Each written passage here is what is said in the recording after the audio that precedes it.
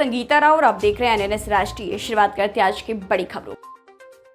ओडिशा के बालासोर में बुधवार को एक मिसाइल की टेस्टिंग हो रही है, जिसके लिए 10 गांवों के 10,000 से अधिक लोगों को सुरक्षित जगहों पर शिफ्ट किया गया है। मिसाइल की टेस्टिंग बालासोर के चांदीपुर के इंटीग्रेटेड टेस्टिंग रेंज ITR के लॉन्च पैड 3 से होगी। इसके अलावा मिसाइल से जुड़ी कोई भी जानकारी defence research and development organisation ने फिलहाल शेयर नहीं की है। हालांकि रक्षा मंत्रालय के सूत्रों ने कहा है कि मिसाइल टेस्टिंग से पहले अलग अलग फेज में तैयारी की जाती है। इसमें तय किया जाता है कि जमीन पर कितनी दूरी तक मिसाइल का प्रभाव पड़ेगा। इसी प्रोसेस के तहत DRDO ने ग्रामीणों को सुरक्षित स्थानों पर पहुंचा दिया है। ओडिशा के पूर्व मुख्यमंत्री और बीजू जनता दल के चीफ नवीन पटनायक ने बजट में राज्य की अनदेखी किए जाने का आरोप लगाया है। केंद्रीय वित्त मंत्री निर्मला सीतारमण द्वारा पेश किए गए बजट पर प्रतिक्रिया देते हुए पटनायक ने कहा है कि बीजेपी ने ओडिशा के लोगों से वादे के तौर पर अपने घोषणा पत्र में विशेष राज्य का दर्जा देने की बात कही थी। हालांकि ओडिशा के लिए इस वादे पर विचार नहीं किया गया, जबकि आंध्र प्रदेश और बिहार के लिए करोड़ों के फंड आवंटित करने वाले विशेष पैकेज की घोषणा की गई है। पटनायक राज्य विधानसभा में नेता विपक्षी भी है। उत्तरी छत्तीसगढ़ और उसके आसपास का निम्न दबाव का क्षेत्र पूर्वी मध्य प्रदेश और उससे सटे छत्तीसगढ़ पर स्थित है। भारतीय मौसम विज्ञान विभाग यानी IMD ने भविष्यवाणी की है कि अगले कुछ दिनों तक ओडिशा के कई इलाकों में भारी बारिश होगी।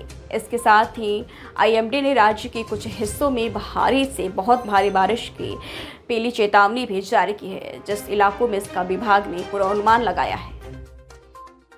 ओडिशा विधानसभा अधिवेशन में बजट सत्र के दूसरे दिन मंगलवार को भी राज्यपाल रघुवर दास के बेटी ललित कुमार पर कार्रवाई किए जाने की मांग को लेकर हंगामा हुआ। हंगामा और नारेबाजी के बीच बीजेपी के विधायक ध्रुव साहू ने विधानसभा अध्यक्ष सुरमा पाठी के पोडियम पर चढ़कर उनकी माइक तोड़ दी।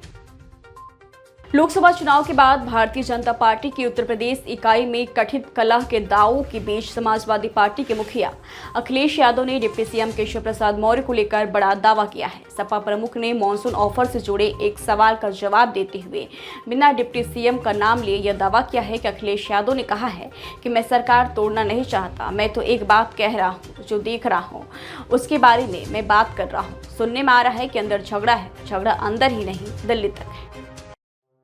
बिहार प्रदेश युवा कांग्रेस के कार्यकर्ता बुधवार यानी 24 जुलाई को सरकार की गलत नीतियों के खिलाफ सड़क पर उतरे थे।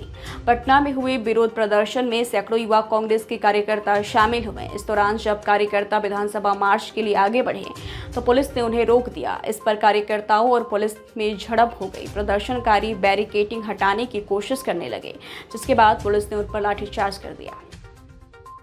बिहार के मुख्यमंत्री नीतीश कुमार पर पलटवार करने के चक्कर में RJD विधायक भाई वीरेंद्र ने बुधवार यानी 24 जुलाई को आपत्तिजनक बात कह दी। भाई वीरेंद्र ने कहा कि CM नीतीश कुमार महिला प्रेमी हैं, इसलिए महिलाओं की बात करते हैं। RJD विधायक भाई वीरेंद्र ने कहा कि नीतीश कुमार जब महागठबंधन की सरकार में थे तो आरक्षण के दायरे को बढ़ाने के बाद तय हुआ था कि उनको 9वीं अनुसूची में डाला जाए। 9वीं अनुसूची में शामिल हो जाने के बाद कोई कुछ नहीं कर पाएगा। महाराष्ट्र में बीजेपी नेता नितेश राणे ने केंद्र सरकार के बजट की तारीफ की है और साथ ही विरोधियों पर तंज कसा है। उन्होंने पूछा है कि जो मंगलवार यानी 23 जुलाई को बजट पेश किया गया वह विपक्ष के कितने लोगों ने समझा। उन्होंने शिवसेना यानी UVT प्रमुख उद्धव ठाकरे और संजय राउत को चैलेंज करते हुए पूछा कि वो बताएं कि उन्हें बजट कितना समझ में आया।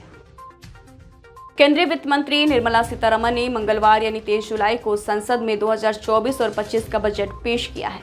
इस पर झारखंड के मुख्यमंत्री हेमंत सोरेन ने अपनी प्रतिक्रिया देते हुए केंद्र की जमकर आलोचना की है।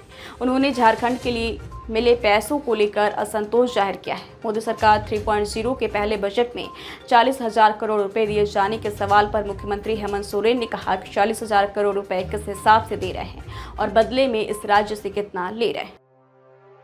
फिलहाल आज की खबरों में इतना ही। जल्दी हाजिर होंगे कुछ और बड़ी खबरों के साथ। तब तक के लिए दीजिए इजाजत। नमस्कार।